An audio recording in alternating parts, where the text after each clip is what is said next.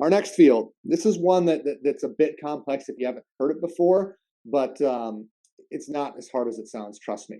So there's two different, and I don't even want to say the word option, two different answers for this field.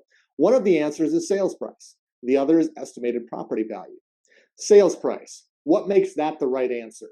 Sales price is the right answer if you have a loan that's secured by any dirt that's being purchased with these loan proceeds. But if you're using dirt that was already purchased with previous loan proceeds or cash, then you won't use sales price. Well, what if you have a loan that's going to be secured with both dirt that the borrower already owns and dirt that's being purchased with the loan proceeds? Then it will be sales price. So if any dirt's being purchased with the loan proceeds and will secure the loan, it's always going to default to sales price. So then what's the sales price tied to? Well, it's going to be tied to the contract, but you won't always have the contract at this point in the transaction. So it's the best information reasonably available unless you have a purchase agreement already at this point in the game. Again, you can't require that. That's one of the TRID rules, but if you do have it, default to that. It's what you'll plan to use for underwriting in the event that you don't yet have that purchase agreement. The other option, or not, the other answer, bottom of the screen, it's also the middle of page 13, is the estimated property value. So obviously, if we're doing sales price, it means there's a seller involved.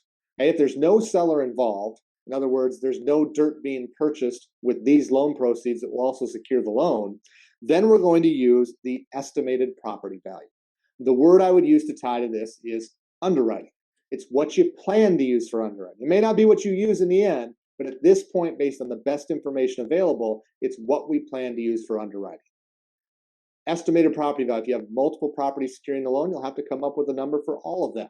Sales price, though, will only ever be tied to the dirt that is going to be purchased with these loan proceeds, which means if you have dirt being purchased as well as dirt already owned, and sales price is the answer, which it is in that scenario, you're gonna set the dirt they already own over here and ignore it for the purposes of the dollar amount for that sales price and only tie it to the dirt that's being purchased and that will secure this loan.